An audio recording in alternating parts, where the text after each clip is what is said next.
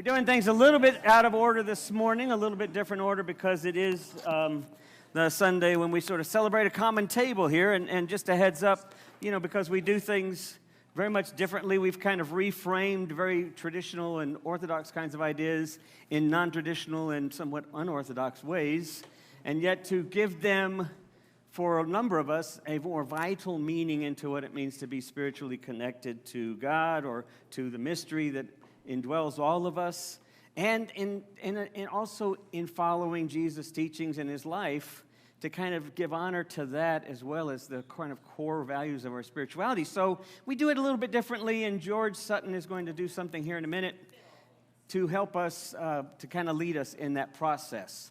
But I wanted to think with you about this idea of what it means to be alive. How are we alive? And so I wanted to use a couple of different texts, some of which we've used for the last series because I think it's all still related.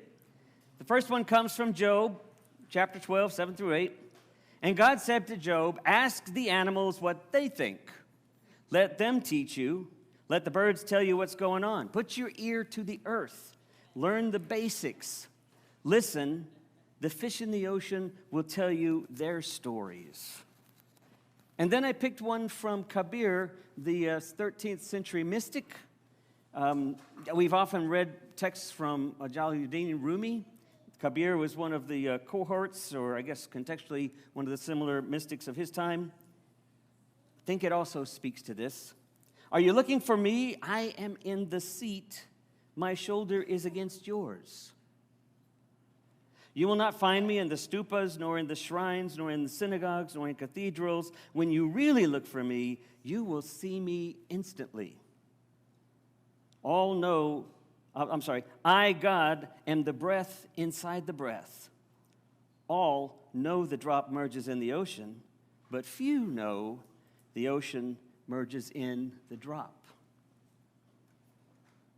And then this from 1 Thessalonians. This was Paul's first letter that he wrote. This is probably one of the earliest documents that we have today from that time period. So it was one of the earliest written before the Gospels, before all of other Paul's letters. So it was probably written around 48 AD. And this is what he wrote to the community at Thessalonica. "Be cheerful no matter what. Pray all the time." Keep in mind what they're going through at this point. "Thank God no matter what happens. This is the way God wants you to live, as those whose lives are in love." Wow. How do you know you're alive? How are you alive?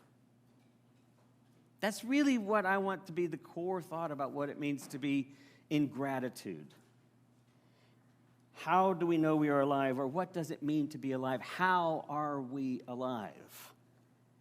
I want to play with a little bit of wordplay because I haven't done it in a while, a little etymological study. Many of us think of gratitude in terms of thankfulness. I just saw a couple of people in the hallway across the street. But they asked, "What you going to talk about?" "Gratitude." "Oh, I'm thankful for so much." I didn't really have the time to go, "That's not what I'm talking about." Because you don't want to say that. I'm glad you're thankful. But that's not what I'm talking about. Thankfulness and gratitude are two very different things. And we have gratitude journals. We talk about the things we write down, the things we're thankful for. And I don't want to disparage thankfulness. Thankfulness is a very helpful way to stay kind of connected to your own energy, your own positive energy, that sort of thing. But that's not what this is about. Gratitude is something completely different. So if you look up the root word of gratitude, it actually means to favor something. It means to lean into something. So it has more to do with relationship than it has to do with self. Do you understand what I'm saying? Gratitude is really more about how we relate to things and people and life rather than how we feel about something. The problem is that oftentimes we end up taking things for granted. And so we're thankful for things, and then we say, well, we're not really taking that for granted because I'm thankful for that. I'm acknowledging that I'm thankful for that. I'm thankful for my kids. I'm thankful that everybody's healthy right now. I'm thankful that we have a house, a roof over our heads. I'm thankful that we have a level of prosperity. So much to be thankful for. Thankful for this service and this community and the way in which this speaks to something that I resonate with where I am in my life. These are all things you're probably thankful for. gratitude's something very different. Gratitude is a way of being in relationship to everything that we are related to, or that invites us to be related to them or to it. The difference between gratitude and taking things for granted is taking things for granted, which is rooted in two primary words, means to guarantee and to believe. So you see what taking things for granted is? It's the guaranteed understanding that things are going to be the way you believe they're going to be. And I'm so thankful for that. But you see how that's kind of not really helpful in terms of how we change the world and how we change our own lives for something more?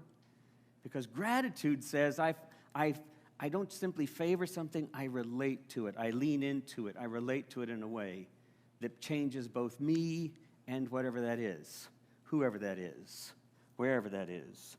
And when we talk about love, I think we're talking about the same thing.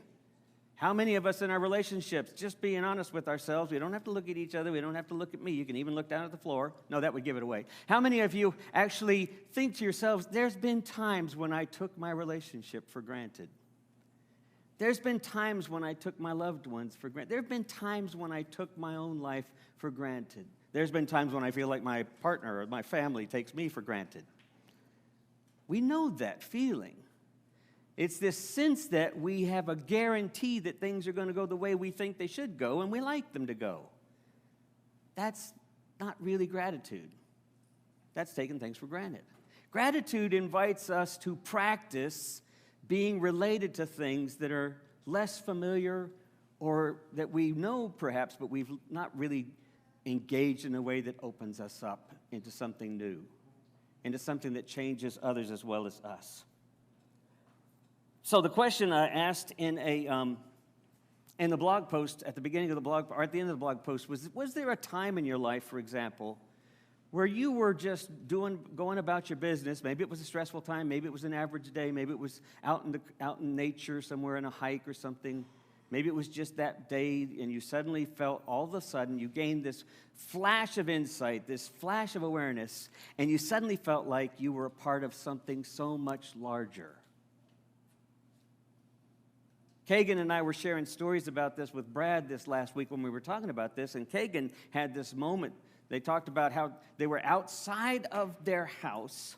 I guess it was an apartment. I'm not sure where it was, in Maryland. And they suddenly found themselves encountering a couple of deer, just right there in the neighborhood, just right there staring at them. And Kagan said it shocked her. But it didn't shock her with the kind of surprise that was like, oh my gosh, what are you doing here? It was more like, oh my gosh, what am I doing here? You understand the difference? Oh my gosh, look at what I'm in the midst of. This is happening right here, right now. I've forgotten all about this. I live in the midst of this strange, mysterious reality. And I haven't been in touch. I've been all about something else. Gratitude is reminding ourselves to wake up moment by moment into the moments, into seeing what else is there, and it requires us letting go of ourselves a little more. It requires us getting rid of that idea that things have to be a certain way. And it's a discipline that takes an ongoing kind of practice. I shared with her that I had a similar experience years back when I was in Georgia, and I had been having a difficult time. I've talked about a camp that I used to work at out there. Camp Wanaclot, the name Wanaclot, it was about a camp with kids. It was a camp with kids with hemophilia. And so clotting, of course, is a big issue for hemophiliacs, and so they called it Camp Wanaclot. It was a very difficult camp week. This was like probably my fifth summer of being there. And it was just midweek. It was difficult. It was hump day, in the middle of the week, and we were like all of us just feeling the stress, and everybody was letting that stress out on each other. All the camp staff were kind of letting it loose. And it was I just said, it was late in the afternoon, almost evening, and I said, I'm going to go for a bike ride. So I just got on my bike, and I went riding out into the country because I felt like I could do no good being where I was. And I got on the bike, and I just rode, and I rode for, 10 miles or so, and I was coming back, and it was dusk. And as I was coming along an abandoned sort of country road, there wasn't much traffic at all on this thing. I was riding along, racing along as fast as I could, when all of a sudden 5 deer stepped out in front of me, including the buck. And they just stood there. And I started to slow down, like, I really don't think I'm going to stop, but they just stood there. And so I came to a stop at about 25, 30 feet away and just stared for a moment. And they stared back. And then the buck shook his body and his antlers, and he turned and walked across the field into the woods, and everybody else followed. And I wanted to go follow with them. I wanted to go like, wait, I think you have something for me. I think I haven't been listening. But it changed my whole demeanor for two reasons. One, because it stopped me. But the other reason is because I suddenly realized how small-minded we can get. How small-minded I can get when I expect things to go the way that I expect them to go. This service every Sunday morning. I've talked about how the challenges are setting up, taking down. The AV staff does an amazing job. Volunteers who help out, but then sometimes some volunteers don't show up, and then it's left to me to set up things at the last minute, and then it's sort of this constant sort of chaos. I no longer come here expecting anything, except that I'll be present to what needs to happen. And oftentimes, that's the most rewarding. Because not only do I feel better about it, I'm almost always surprised with some small element of joy. When we allow ourselves to be present to gratitude, to be present in a way that life can speak to us, we find that what we've been thinking and what we've been taking for granted is actually not there. But what is there is something much richer. Y'all may remember this story I wrote this story with a third grader some years back. We were in writing class at a third grade school, and I was spending a couple afternoons with these students, and this one girl said she was trying to figure out how to do this story. And I said, well, who's the main character? She says, well, it's a girl, like me, little girl. And I said, well, that's cool. So what's the girl trying to do? And she said, well, the girl's trying to touch the clouds. And I said, well, how's she trying to do that? She said, well, it doesn't feel right that she can fly because it's not real. And I said, well, do you think you can really touch the clouds? And she said, no. So I helped her unfold this story that I eventually kind of wrote with her. And so this little girl, I don't even remember her name, Sally, we'll say. She goes out in the morning and she sees clouds in the sky, and they're beautiful shapes, and there's a blue sky and there's clouds and there's gray clouds kind of forming. And she tells her dad she wants to touch them, and he says, it's a little bit hard, dear. It's a little bit high for you to reach. And she says, but I think I can. And so successively, she tries a ladder. But that doesn't work, and her dad gets scared, and mom gets scared, and they get her down from the ladder, but she can't touch the clouds. She stands on top of the car, which the dad and mom are really worried about. They go out and they stop her. She gets down. Still couldn't touch the clouds. She has a trampoline in the backyard, and she jumps as high as she can, higher than the ladder. But she still can't touch the clouds. And no matter how she tries, even when she suggested her dad follow her as high as she could go in the tree, and he said he wasn't going to do that, so she couldn't touch the clouds, she finally gave up. And she went inside because the clouds had started to gather together, and it started to rain. So she ran inside. And then as their dad and she were watching the rain, the two of them talked about how they enjoyed the peaceful sound of the raindrops. They enjoyed how that stopped everything and silenced them for a little while. And then when the rain dissipated and the clouds started to break up, the little girl noticed something. She noticed something that was left, and she ran out the door before her parents could stop her, and Sally started jumping in the water puddles that were left on the ground and splashing her hands. And when her dad came out and says, what are you doing? She said, I'm touching the clouds. How many ways do we have the opportunity to be present to that thread that centers all of us, that runs through all of our lives, if we but sort of stopped thinking about things one way and opened up to another way, a way of gratitude, a way of being present and leaning into, favoring the moment, if you will, saying yes, as our last series talked about. How many times might we find that we suddenly open up to something we never expected, but it's always been there? That's what gratitude invites us. I'll end with one last little story, and then maybe a song. I bring the ukulele every Sunday because I never know. I always tell Brad, if things go bad, I'm taking the uke out. And so, at least I know I can play a uke, right? So Linda's told this story before too, and we read it, both of us read it in the book by Desmond Tutu and Dalai Lama called The Book of Joy. And in this book, Desmond Tutu tells this story that he's in conversation with the Dalai Lama and tells about a time when he was 11 years old during apartheid in South Africa. And he talked about how he and his mom were walking. Now, his mom was outside a building. They met outside the building, and they started to walk along the sidewalk. Nobody else was on the sidewalk. His mom was working as a cook there at a restaurant that was at the bottom of the building. And as the two of them started to walk on the sidewalk, they saw a white man approaching. Now, being black in the apartheid, and for as long as Desmond Tutu could remember, and as long as his mother could remember, being black meant that you were on the lowest possible rung of the caste system, that you were not regarded even as human as such, certainly inferior. And so you often deferred to whoever else was coming down the sidewalk, especially if a white person. And so they started to step off the sidewalk when Desmond Tutu said that the man that was coming towards them was wearing a cassock, and he was apparently a priest, and he instead stepped off the sidewalk and then smiled as they got a little closer, and then did something that Desmond Tutu had never seen a white person do before. He took off his cap and bowed and doffed his cap to his mother. And his mother did something he'd never really seen before, at least not very often. She smiled back.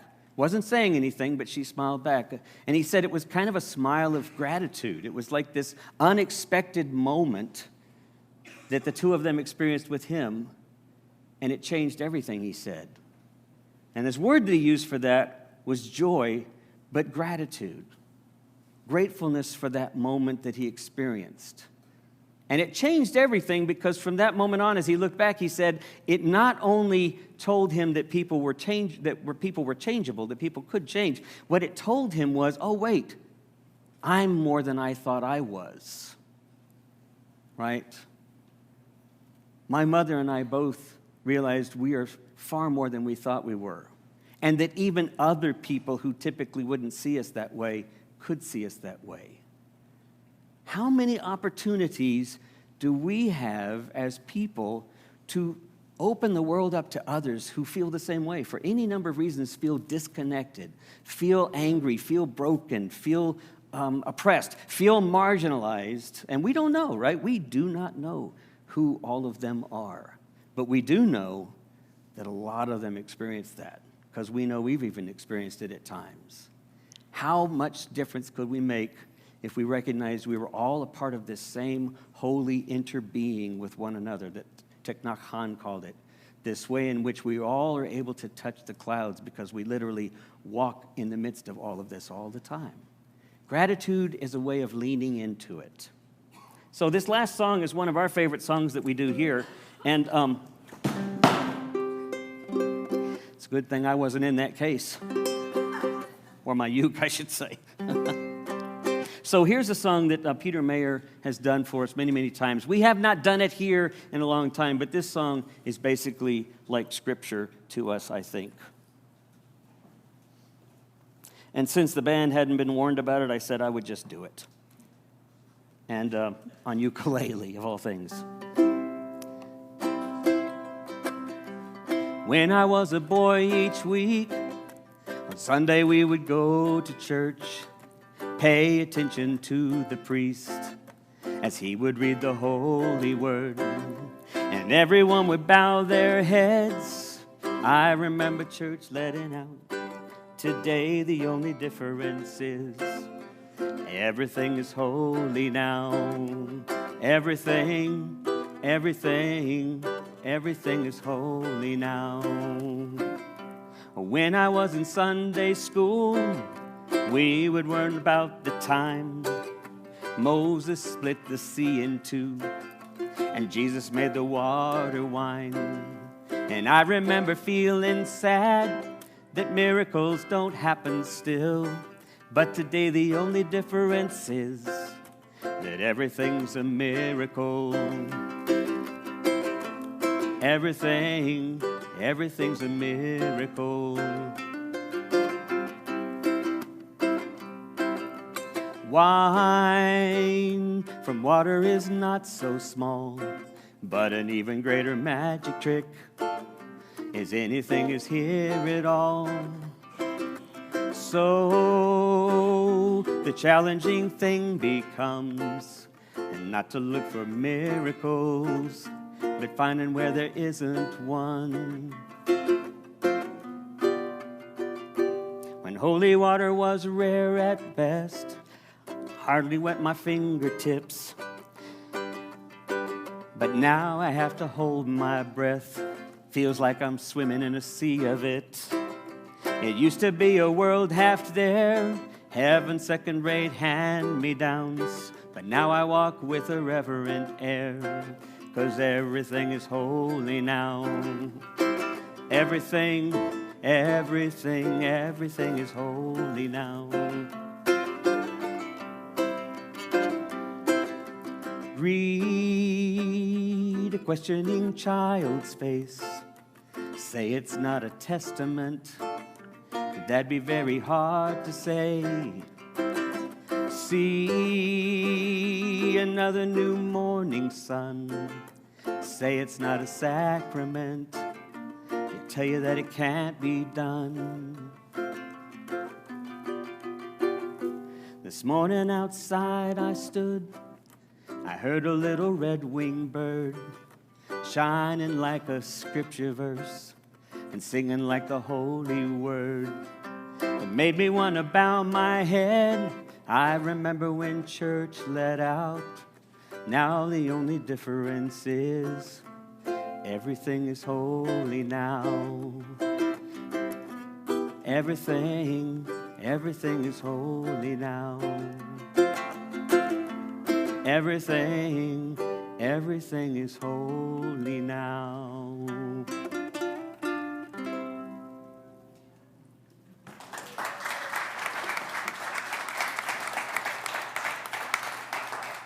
So the challenge is not to be thankful. Be thankful. There's lots of opportunities to be thankful. The challenge is to be grateful, to move into the world as part of something larger than ourselves, because that's how we figure out we're alive.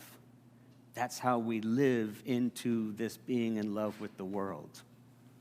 In just a minute, George is going to come up, and George Sutton is a retired clergy in our conference.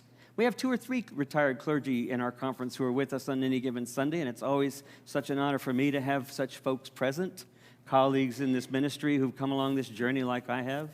And so he's agreed to help us out with this, with our common table in just a moment, with our Kairos moment as well. And the band's going to lead us after he comes up. The band is going to lead us. Actually, I think we'll do the band first. I think that's what we said we would do. And then you'll come up and lead us in that. Yes. So band, if you lead us with our Kairos.